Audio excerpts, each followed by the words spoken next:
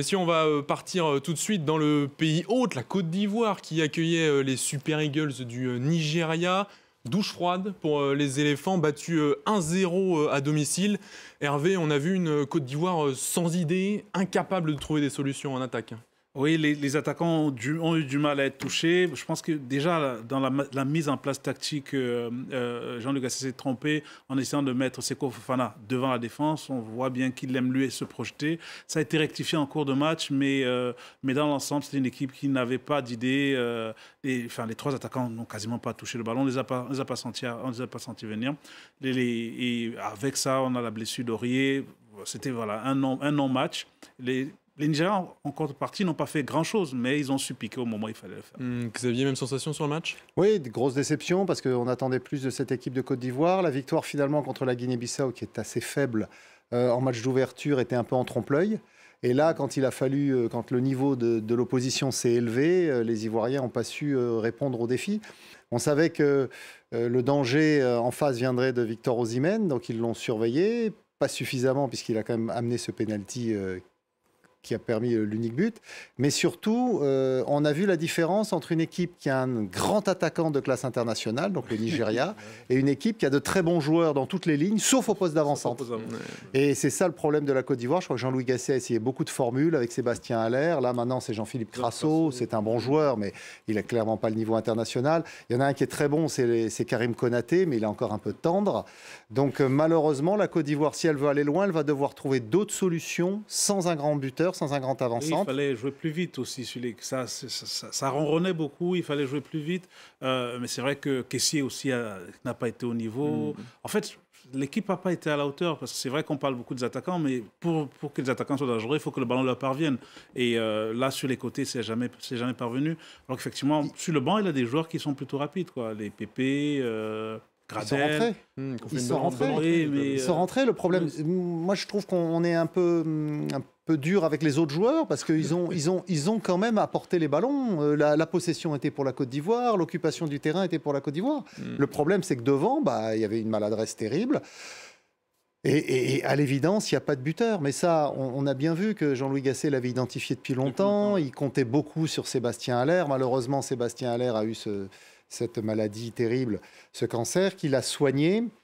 Il a eu cette rémission avec un très beau printemps l'an dernier à Dortmund.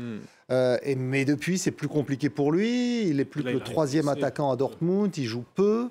Donc, il est un peu à court de conditions physiques.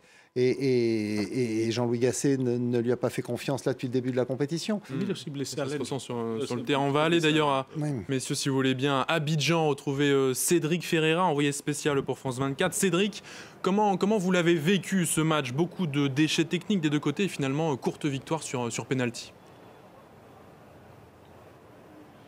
En tout cas, on comprend mieux les propos de Jean-Louis Gasset en conférence de presse d'avant-match lorsqu'il disait qu'il n'avait pas été satisfait de la prestation des éléphants ivoiriens contre la Guinée-Bissau.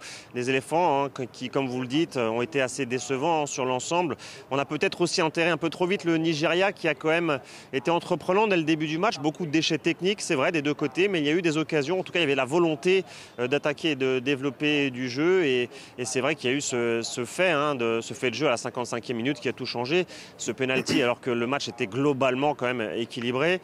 Penalty transformé par le capitaine William Trost Ekong suite à une faute sur Victor Osimhen, qui est décidément dans tous les bons coups du Nigeria depuis le début du tournoi, buteur sur le premier match, dangereux quasiment à chaque occasion nigériane. Il a d'ailleurs été élu homme du match, Osimhen. C'est la vraie bonne nouvelle du côté nigérian, car après la prestation décevante contre la Guinée équatoriale, il y a eu du mieux contre les éléphants ivoiriens. Mais au final, on voit que le Nigeria, malgré les doutes, les questions, les interrogations, ils ont 4 points et ils sont en tête du groupe à égalité de points d'ailleurs avec la Guinée équatoriale. Vous parliez de Cédric, de Victor Osimhen. Messieurs, je voudrais peut-être revenir sur le problème d'attaque. En Côte d'Ivoire, on a vu quasiment un Seko Fofana jouer neuf, celui qui s'est créé les meilleures occasions. Vous parliez de Sébastien Haller, il y a aussi le jeune Simon Adingra qui n'était pas sur la feuille de match.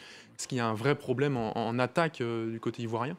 Oui, mais après, on a aujourd'hui beaucoup d'équipes qui jouent sans un attaquant, sans un avant-centre buteur qui est capable de remiser avec des joueurs qui viennent sur les côtés. Et c'est la force aussi, quelque part, de Seko Fofana, de se projeter vers l'avant et de frapper. Mais je pense qu'aujourd'hui, le vrai problème, c'est qu'au-delà de tout, c'est qu'il était vraiment, vraiment tout seul aujourd'hui. Parce que Kessie n'a pas vraiment existé.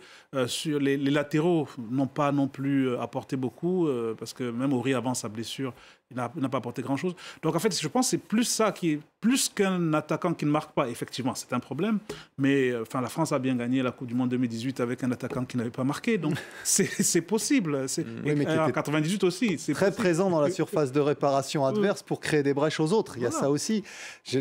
Voilà, si Jean-Philippe Crasso était un grand attaquant, on le saurait. C'est un gars qui a une très belle carrière compte tenu de son potentiel.